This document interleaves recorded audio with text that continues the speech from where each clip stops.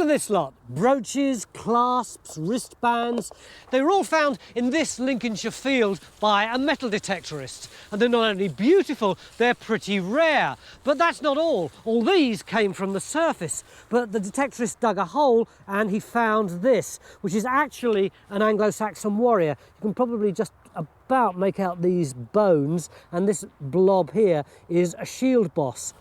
Archaeologists reckon this is an important Anglo-Saxon cemetery, but it's now being ripped apart by ploughing. So Time Team have been sent in on a rescue mission.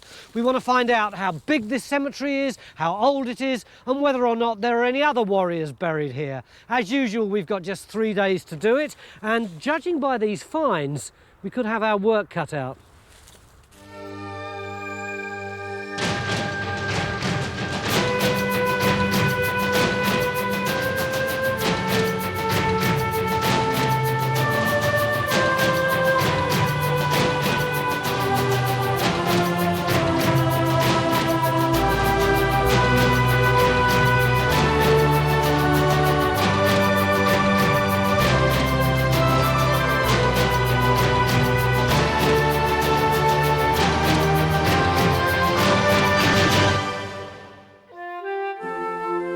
Our biggest challenge is the scale of the site. It's almost 1 kilometre long and 300 metres across. So to help us target our trenches, we've sent an army of field walkers to scour the surface for concentrations of finds before the diggers move in. While we have plenty of finds from the detectorists to mull over.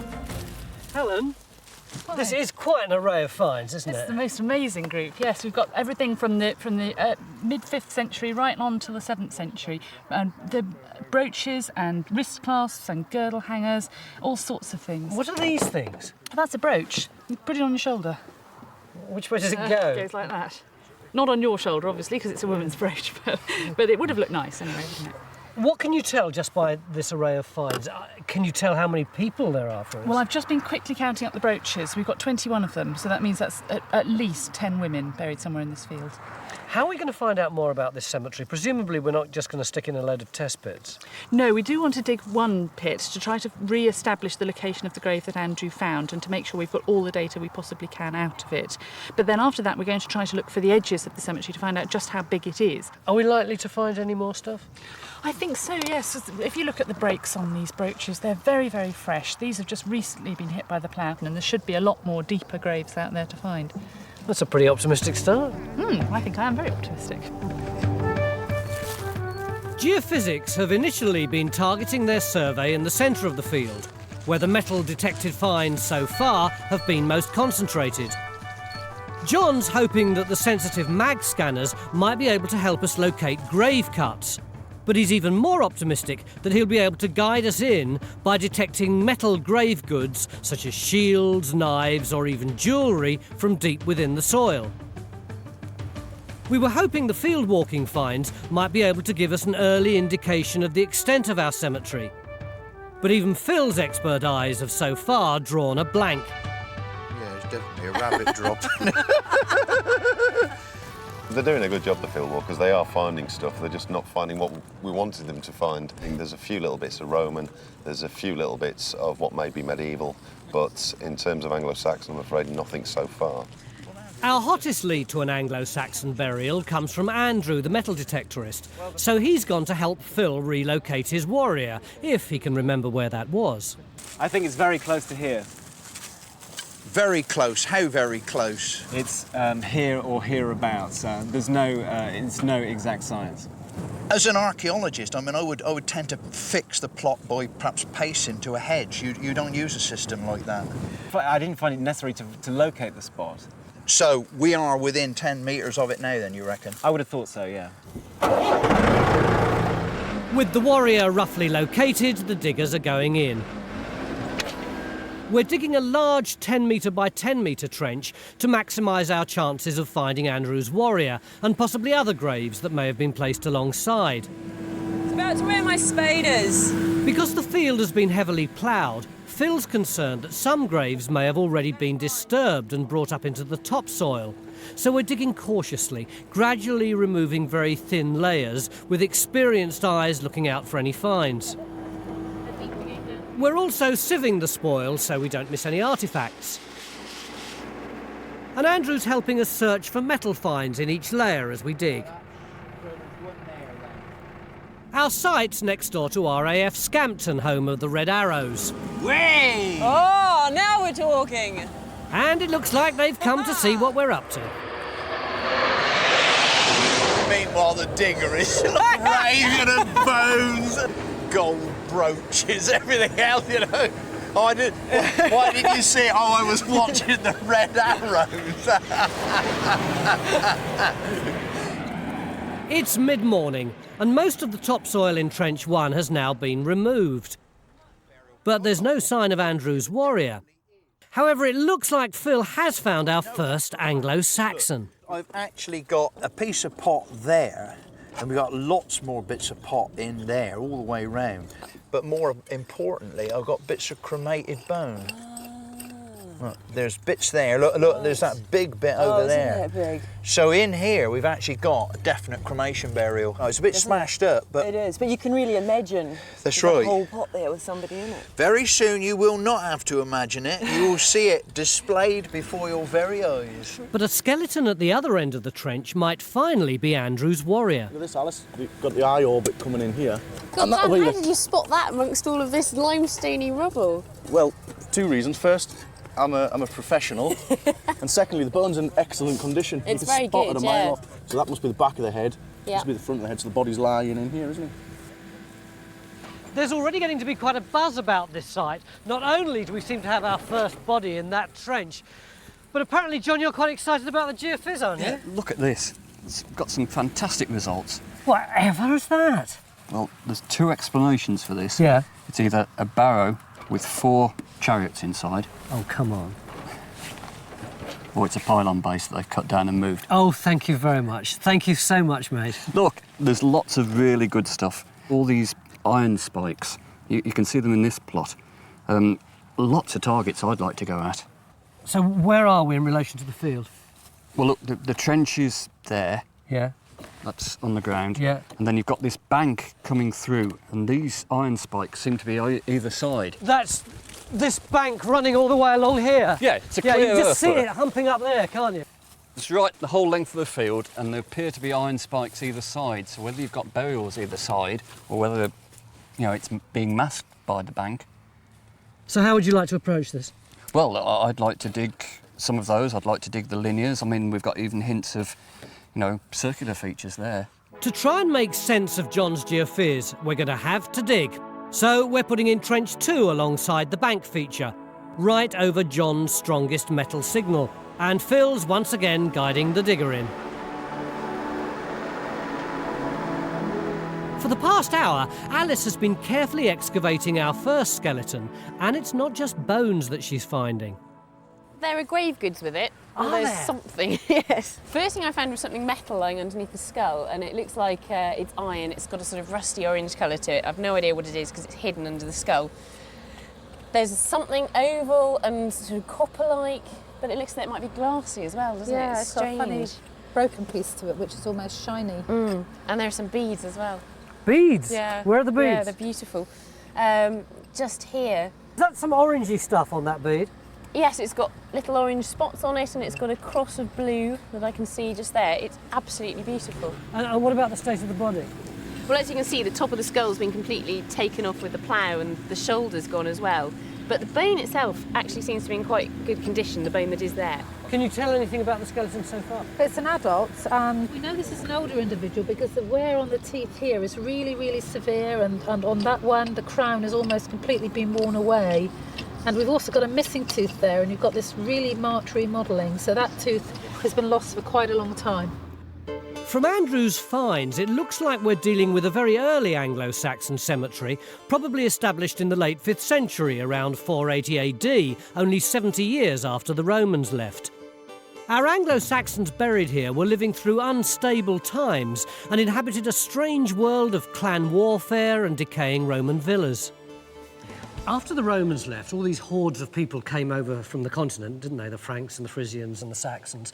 Which lot are our lot? Well, it was really pretty chaotic for a while. For about 60 years after the end of the Roman period, it's hard to say who these people were. It's just a bit of a mishmash. So this is up to about, what, 470, something like Yeah, that? about 470, yes. And then it begins to be clear that what we're dealing with in Lincolnshire are people who thought of themselves as Angles, so coming from this area here. What do you mean thought of themselves as Angles? Well, I think what it was really is that the top people, the bosses, were probably Angles, and so the downtrodden masses and everybody else wanted to be Angles to fit in with what was going on at the top. But they were actually the people who already lived here, just as the Celts who already lived here adopted Roman ways, now they're adopting Saxon ways. Yes, that's exactly it, yes. They're taking on the dress, they're taking on the language, they're doing everything in the new coming way. So my whole idea, which I got in the classroom, which I'm sure you did too, of all these hordes of people invading and occupying the land, is probably wrong. You'd really have to have too many people travelling across the North Sea for it to be feasible. It does seem to be just the aristocracy, just the elite, changing ideas rather than changing bloodlines.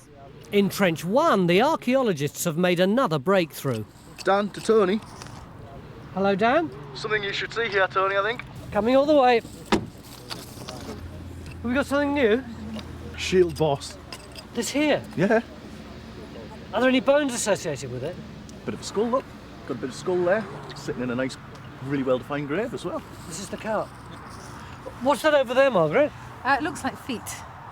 So we've got the feet of the body as well? Well, the trouble is that would have been a very, very tall person if that's that person's feet. Now, it could be that it is a very tall person, or it just could be that... Another grave? Another grave, or it's disturbed or something like that.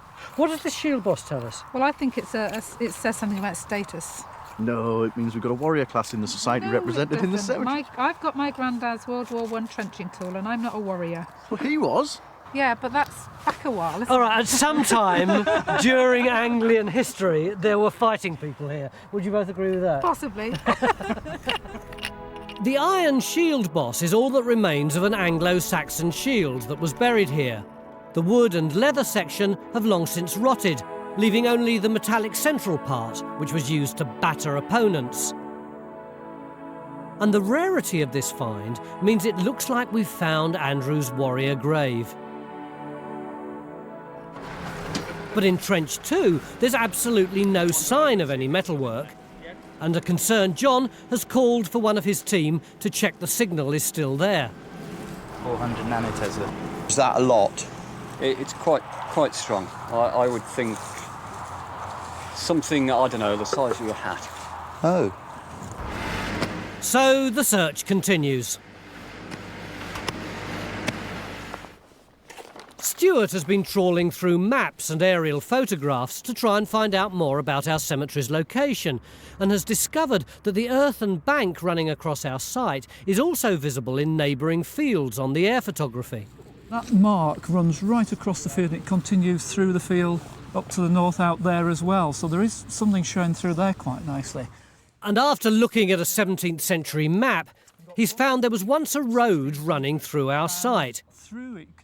If this road existed when our cemetery was established, it's possible that we've found our first boundary. In Trench 2, Phil's finally found John's metalwork. It's a talk. It's a talk. You've got some industrial archaeology, Phil. Well, you did say it was about head size, didn't you? Disappointment for John, but in Trench 1, the finds haven't stopped all day. Is that another bit of metal next to the shield boss? It is, and we think it's probably a broken blade, whether it's a knife or a spear, or we're not sure at the moment. What about these two bubbly things? They look here? like rivets, maybe holding leather or wood in place on the shield. Have you solved the mystery of the feet yet? Well, almost 100% sure that we've got one very tall person and just running a tape along, good 6 foot tall, so very statuesque. It's been a very good day one, hasn't it? Brilliant, absolutely brilliant. Not only have we got this burial and all these finds, but we've got this cremation that Bridget's working on with all these little bits of bone here, and this beautiful old skeleton with lots of interesting grave goods, including beads and something green there that we haven't even got up yet. But we've got a big problem, which is that we want to ascertain how big this whole cemetery actually is, but John's just told the archaeologists that you can't possibly geophys the whole area in the time that we've got left, and consequently, presumably, we can't dig it. There's no way we're going to dig the whole field, no. So we need to work out some kind of way to ascertain how many people actually were buried in this field. We really need to try and know how big the cemetery was. It's the most important thing. And we've got to do that by tomorrow morning? I've got to have a strategy by then. Join us after the break. How are we going to do that?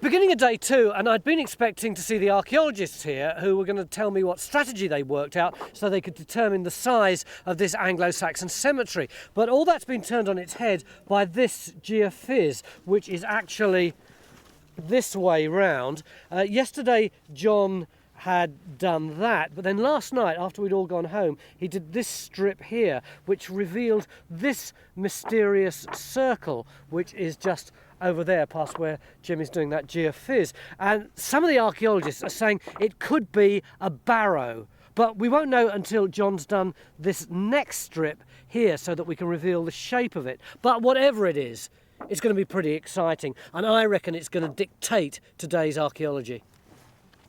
While Geophys finished scanning the last of the missing strips, in Trench 1, work continues excavating the 2 skeletons we found yesterday. The one with beads and our warrior with his shield. Heavy rain overnight isn't helping matters, and we've got a bit of a puzzle. Andrew, we've got 2 skeletons here, that lovely one there and one under the tent. Which one is the one that you found? Neither of these are the one that I found, Tony. And yet you said, put your trench in there and you'll come up with my skeleton. That's true, but I may have made an error of perhaps 3 metres or so. Ah, so where do you reckon it is now? I think it's close to where we're standing. Right here? That's right. With 2 skeletons in our first trench, we're clearly right in the middle of an Anglo-Saxon cemetery, so we're not going to continue the search for Andrew's warrior. Mick's back with us today and has joined a crowd of expectant archaeologists on the other side of the field to hear the results of John's intriguing geophys. Have you done it yet? Yeah. Come on, man. There you are, look at that. Oh, look at that. That's amazing. That's so clear. Where is it on the ground? Well, just behind us. I mean, the entrance is here, and then it goes out for 30 metres towards that red peg, and then it curves right the way round. So, I mean, it's a big, prominent feature. It is big, isn't it? Yeah. And do you think it's a wall or a ditch? No, it's a ditch, definitely a ditched feature, a ditched enclosure. I mean, it's got this one entrance, whether that could be a small henge. It looks sort of like that, like a Neolithic henge, doesn't it? Is there any sign of a bank on the inside? I can't actually see one in the results. I mean, could it be a big roundhouse, big Iron Age roundhouse? Well, too big, isn't it? So it's 100 foot across. I mean, that's not impossible. Not impossible. OK, how do we find out what it is? I think we have to dig a hole in it and see. I was hoping you'd say that. Where do we dig it? Well, if Krenser's right and it's a henge, then we ought to be digging somewhere around the entrance, I would have thought. I would have thought, if anything, really, that's got to be the crucial bit. Because the people deposit stuff in the ditches, you know, there may be post formations, that sort of thing. And if we want a date, then we want some finds of the right period, and that's likely to be around the entrance. Mick, I know this is day 1 for you, and you're not up to speed yet, but have they got a strategy that's going to find the edge of this cemetery? I think so. I think it's going to be difficult, but we do have this earthwork running across, because if this is a pre-existing road that, you know, the cemetery went up to, then that's perhaps a boundary in that direction. We need to look at that. And then I think the other thing is to look at all the metal detected finds and map them, because that might give us the extent of the cemetery as well. So we've got a number of things to try out. To investigate John's possible henge, we're opening 2 more trenches, one right across the entrance to look for finds to date the structure, and a second to take in the rim of the feature and investigate a mark on the geophysics. Matt's opening up our new trenches. Phil's continuing to look for Anglo-Saxons in Trench 2, and Henry's teamed up with Andrew to map out his original finds to see if they can give us an idea of the extent of the cemetery. Yeah, I don't think I found any brooches this side of the line at all. Right. In Trench 1, we've got the painstaking process of excavating the badly broken cremation urn. But we've now got enough fragments for our pottery expert to identify it. It's very distinctly Anglo-Saxon. You see all these impressions in the surface. Yeah. It's chaff. The clay was mixed probably with animal dung and then fired. And obviously there's a lot of organic material in it, like seed cases and bits of straw and all that sort of thing. This kind of pot, is it typical cremation urn material? Well, not usually, no. I mean, it's more the sort of stuff you associate with domestic settlements. Theory being that it was used particularly for cooking pottery. On the other side of the trench, Dan's discovered our warrior not only has a shield, but also a blade.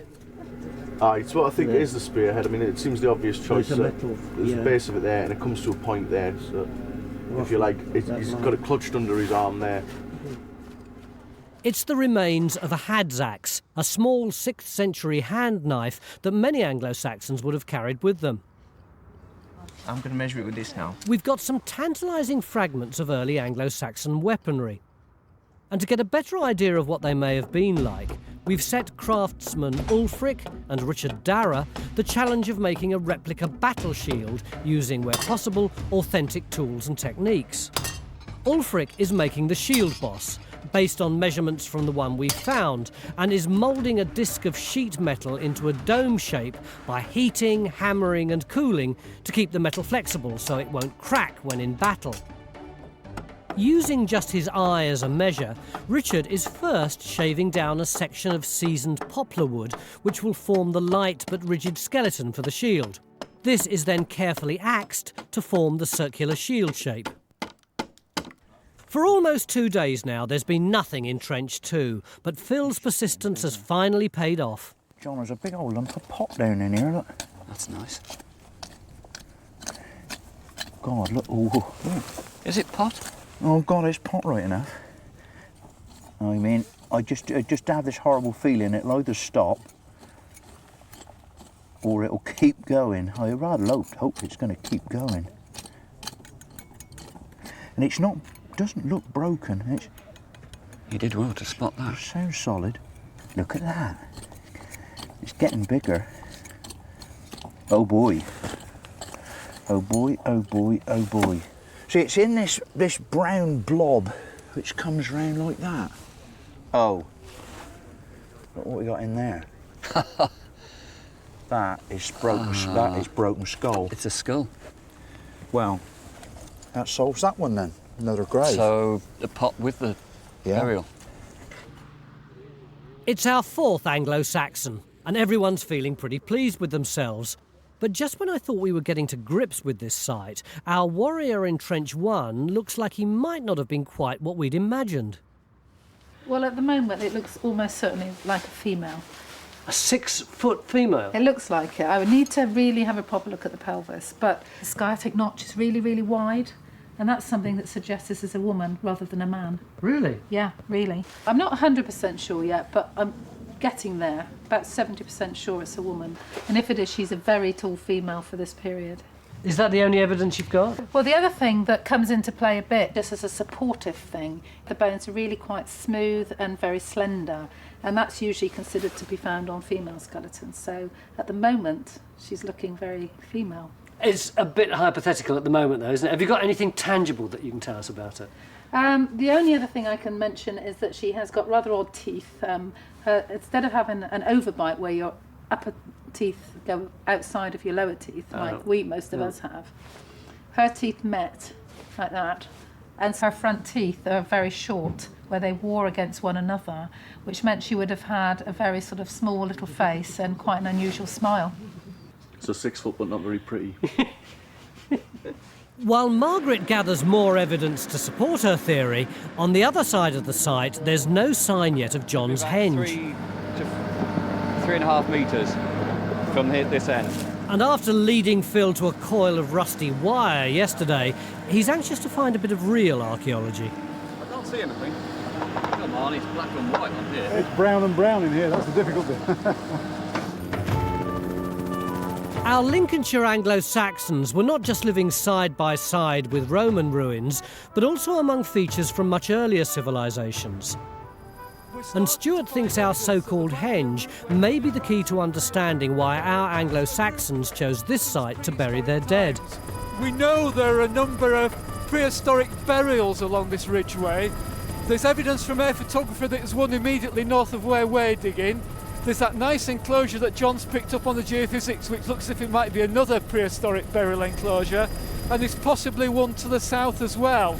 And we know from other sites that the Anglo-Saxons loved to bury close to where burials are already being established. So I think we should be looking at continuity of tradition. If Stuart's right, the Anglo-Saxons chose this site precisely because of these prehistoric monuments. In Trench 1, Alice has now cleared the soil from our skeleton with beads and can see from the pelvis that she was a woman. And arthritic scarring on her spine and worn teeth suggests she was probably a mature woman. And we've got more beautiful grave goods. Have you seen the objects? They're fantastic. There's these beads up here. That's an amber one. yes. And this one's got a lot of pattern on it. There's another one tucked in underneath there. There's these amazing wrist clasps, which are copper, just down there. And then there's this ring here, which I don't know whether that's part of a girdle hanger or not. It might be. Right. Our Anglo-Saxons lived during the so-called Dark Ages, an era from which no records exist that might tell us more about who these people were. But Andrew's finds can tell us when they were living here, and that's because they were just as vain as we are. The best way of dating is to use changes in fashion. What, like the difference between when we wore winkle pickers and when we wore chiselled toes? That's right, yes. So these marvellous finds that are so beautiful are also absolutely vital as dating evidence. And I can show you that by using these cruciform brooches. This is a really, really early Anglo-Saxon one. It looks just like a late Roman brooch, but it's got this little animal head. Can you see that? It looks a bit like a horse. Yes, I can, yeah. Which is a really kind of Germanic thing. Yeah. Now, that one is not that easy to see, but if we move on to, say, one of these, which is one of Andrew's finds from our site, that much larger animal head is really, really obvious, isn't it? So that's later because it's developed more? Yes, it's developed a bit and it's much bigger. And then so we get... presumably this one, it's got a cartoon face, Yes, look at those nostrils. Yeah.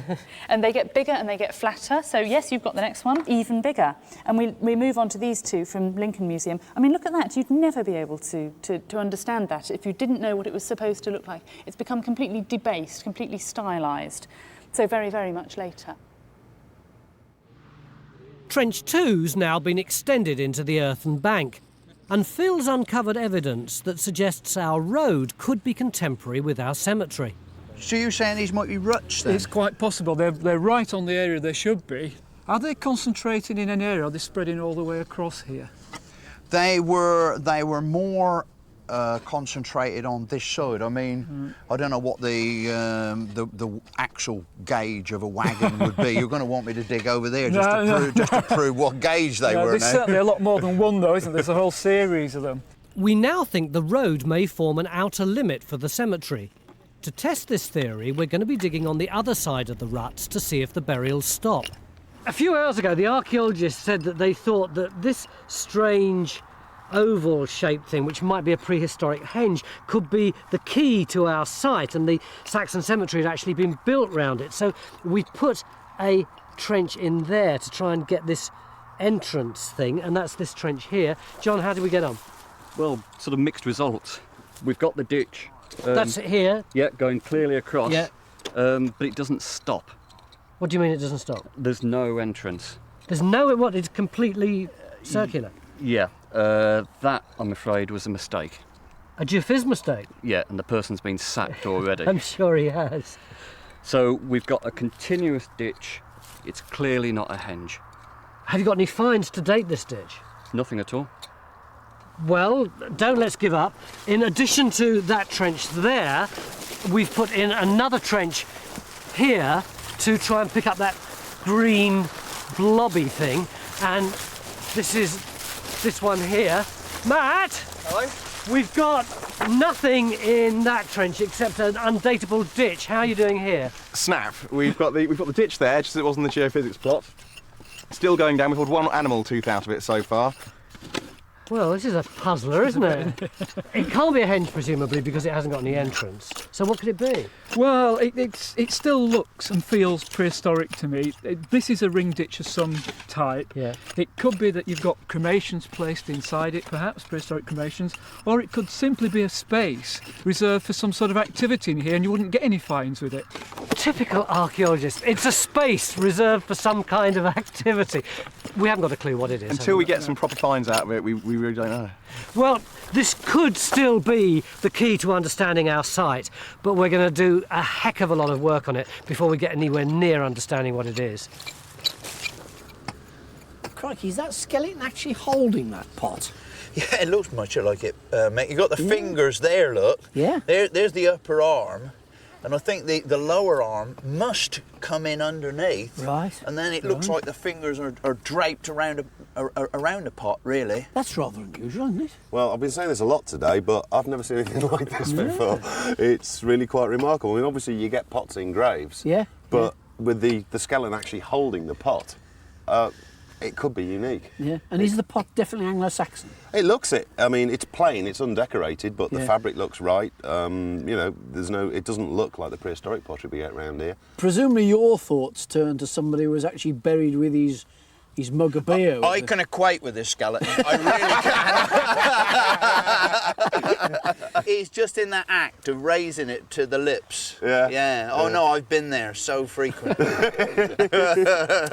Getting your mind back onto the job, Phil, we were discussing this morning whether this alignment was the edge of the cemetery on this side. I mean, we've cleared quite a big area out there, and where Kerry's been looking over there, there's not a trace of any burials in that. Right. So as far as we're concerned, this is as far to the east as these burials actually extend. Right. But funnily enough, if this is the limit of the burials, they also coincide with our earthen bank feature and with the alignment of the road.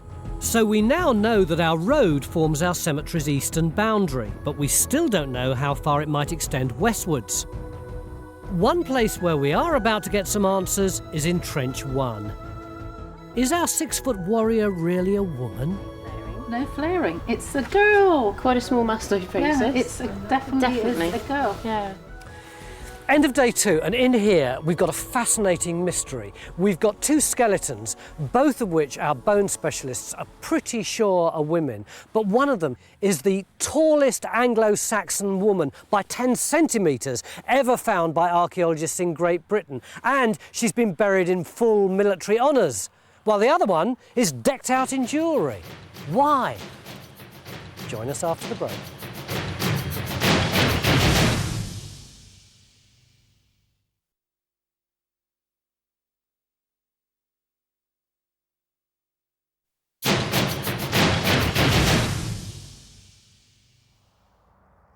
Beginning of day 3, and we still haven't managed to work out the size or the orientation of this Anglo-Saxon cemetery here in Lincolnshire, even though we've had some fantastic finds. Nor have we been able to decide what this enigmatic shape is. Yesterday morning we thought it might be a Stone Age henge. Yesterday afternoon we were tearing our hair out because we couldn't get any dating evidence out of it. Then yesterday evening, in this little hole here, we discovered this piece of pottery, and immediately, Paul, your eyes started shining and you said, this could be the key to what this thing is. Why is this so important? Well, it's a really nice piece of late Neolithic or early Bronze Age pottery, so 2,000, 2,500 BC. And can we date our feature from it? Yep, it's right from the bottom of the ditch, mixed up with all the charcoal in the primary silt. It's as good as dating evidence gets. What might it be? A beaker. They're kind of tall, narrow sort of drinking vessels that kind of spring up all over Europe around about the end of the Neolithic. Why are they significant? Well, the size looks like they might have been used as drinking cups, and because they spring up all over Europe at the same time, it's thought that the liquid they contained, the drink, was a particularly potent and exciting kind of drink. It's possibly the first time we can see early alcohol drinking. There's another school of thought that says these cord impressions on the pot were actually made with hemp string, and it's kind of symbolic of the contents. We could be looking at cannabis beer. Well, no wonder your eyes were shining. OK, we can now date this feature, but it doesn't help us understand what it is, does it? It does actually, yes. We think that this is an early Bronze Age barrow. What we're looking for is some kind of burial, either a big inhumation grave perhaps, or it could be a really small cremation, and both of kind of early Bronze Age date.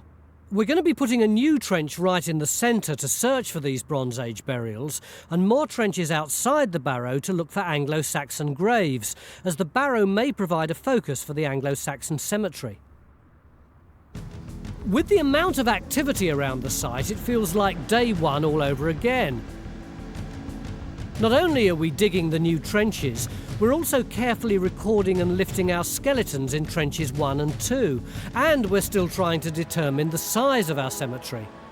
But somehow, in the midst of all this, one of our diggers has managed to squeeze in a short lie down. So what he's up to then, Victor, this underneath knee is up like that, and then this top one is much more flexed up. He's really jammed in, isn't he? That's right, and this one goes in underneath. Yeah. And then he's face down with this arm underneath, and then he got the pot, and he's got his hands, fingers over the top. Right. And then this arm is doing something, because that's right, he's doing that. Yeah. So how long have I got to lie down here like this for you to draw it then, Victor? Only take a couple of hours.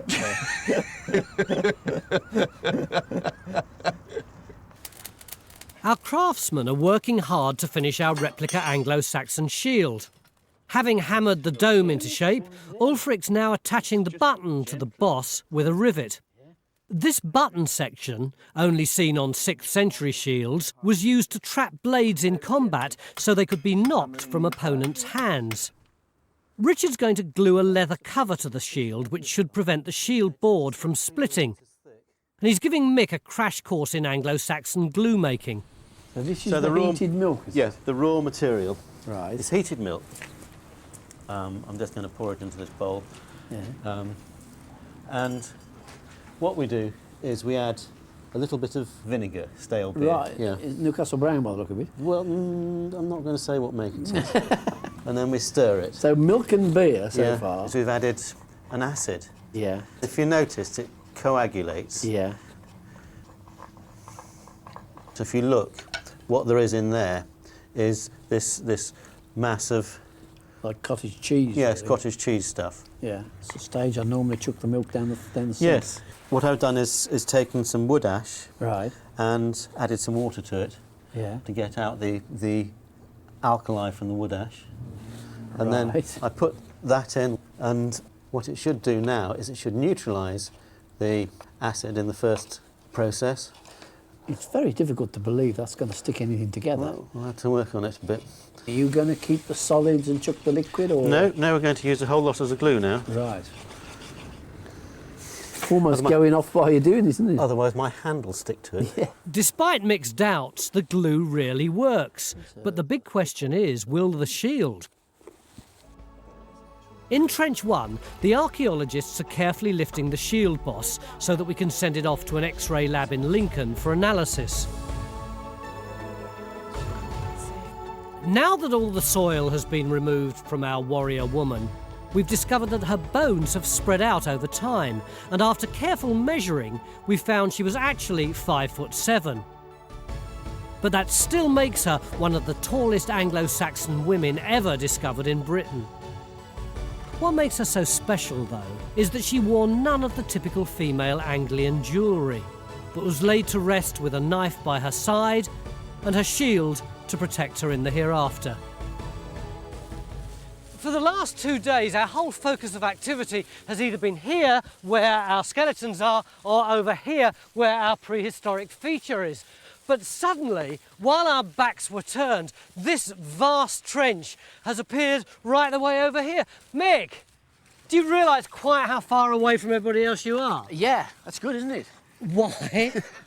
Well, you want to know the extent of the cemetery. We all want to know the extent of this cemetery. We're not going to get it from the geophysics, we're not going to get it from the metal detecting finds, we're not going to get it from field walk in the stubble and so on.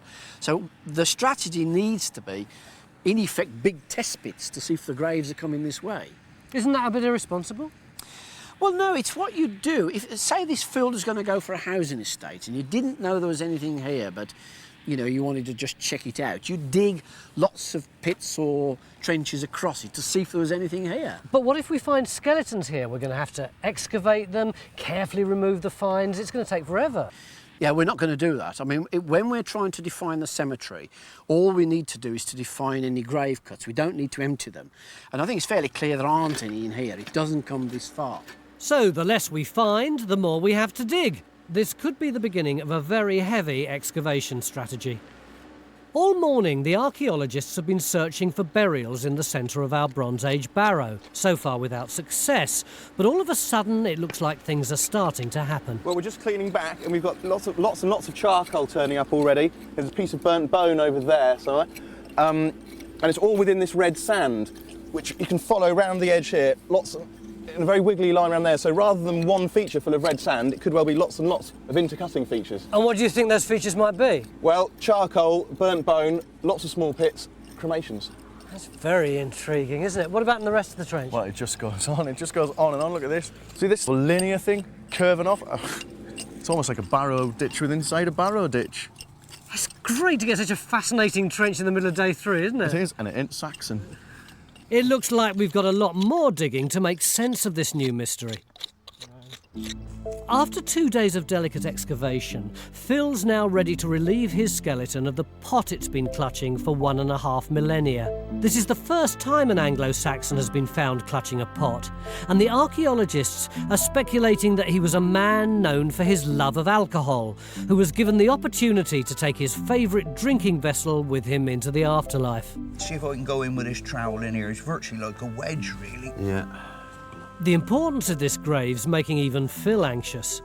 Can you just brace that bit there? Because it is moving. I should feel a lot happier if you could just support it. There's an old crack right across the base, actually, so, I mean, that's been there a while.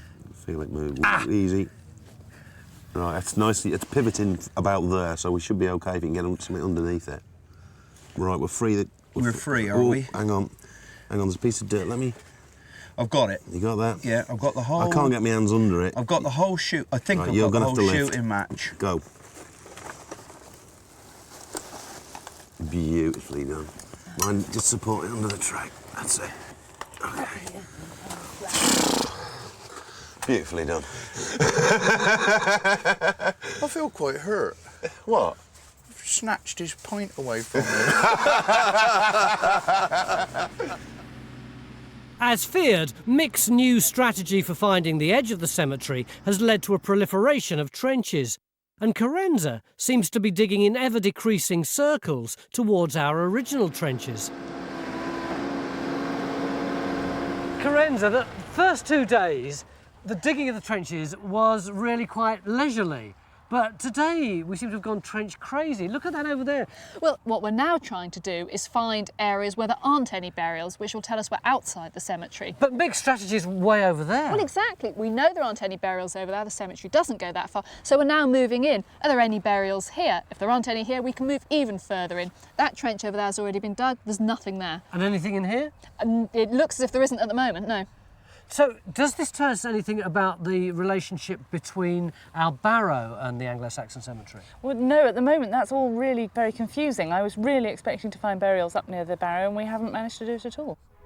Because we've found no more graves to the west and none around the Barrow, it looks like we may have a linear cemetery laid alongside the road, and the scatter of Andrew's metal-detected finds seems to be backing this up. Just comparing that to the area where Andrew's been finding all of his metal finds, so all the Anglo-Saxon stuff he's had is all sort of from that, within that blue line just there.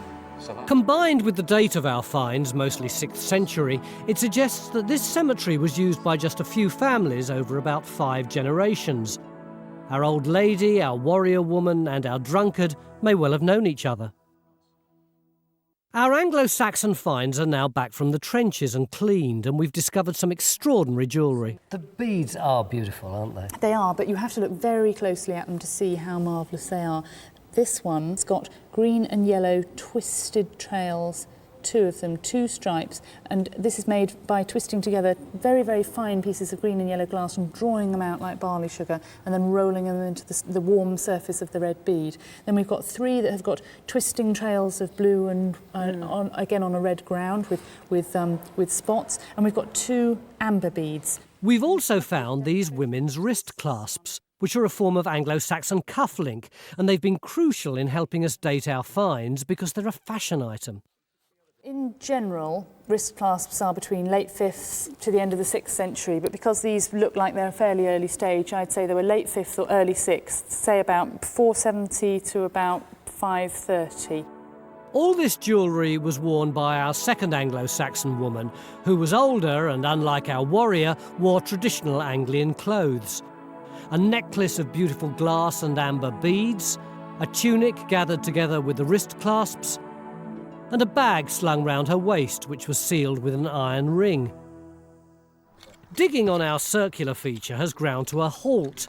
Our early bone finds now turn out to be just animal bone naturally mixed with the soil. Well, it looks fairly convincing as a ditch, doesn't it? And our barrow within a barrow is a frost wedge, a glacial feature gouged out during the Ice Age. But we've now done enough digging to explain what it was. It was a barrow, a 15-foot-high burial mound surrounded by a ditch built by the Beaker people, a tribe of European settlers who brought metalworking and sophisticated textiles to Britain around 2500 BC. The burials the barrow once contained are sadly long lost under the plough.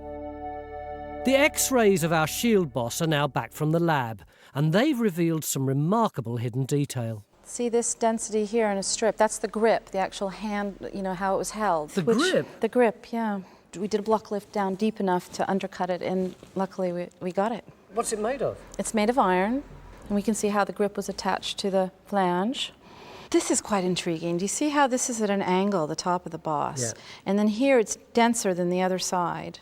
And so maybe we've got a little evidence of it being used in battle, and it had a bash on the side. Oh, it must have been, mustn't it? Makes sense. At last, our shield is finished and ready for testing, and we've got our own trench warrior Phil eager to try his hand. I think you're going to show me how to use it. Yeah, certainly. Apart from being defensive, it's also quite a good offensive weapon. It would create a bit of space between you and your opposition. It's straight punch in with the shield boss. Yeah, nice and heavy. Not having that.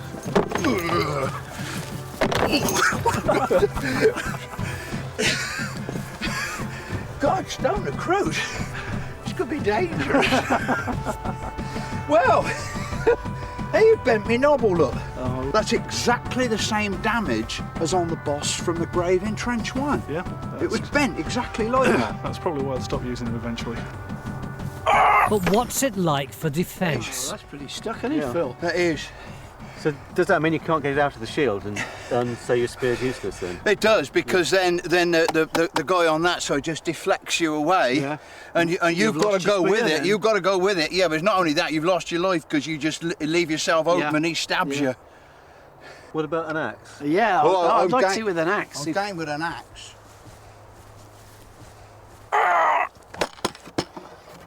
Good Lord. Oh, look at that. Good God. You'd be pretty immobilised with that, wouldn't you? It's come right through them. It's your hand that's in there. You're not actually going to take the blow on your arm or anything like that. No.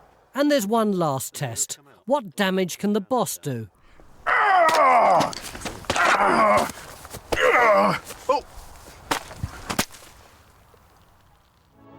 Over the past 3 days, the archaeologists have uncovered 4,500 years of our site's history. A Bronze Age beaker barrow, which the Anglo-Saxons must have looked on in wonder when they settled here, the ancient trackway along which our cemetery was laid, and finally, the burial plot covering a little over an acre, where our Anglo-Saxons began burying their dead around 480 AD. A small group of metal finds, however attractive they may be, were only ever going to be able to tell us so much about this site. But over the last 3 days, we've discovered the prehistoric story, as well as some of the more intimate details of the people who were buried here. The beautiful beads worn by the women, the man clutching his final drinking vessel, and our tall woman warrior with her shield and knife have brought me that much closer to our small group of Anglo-Saxons who lived here 1,500 years ago.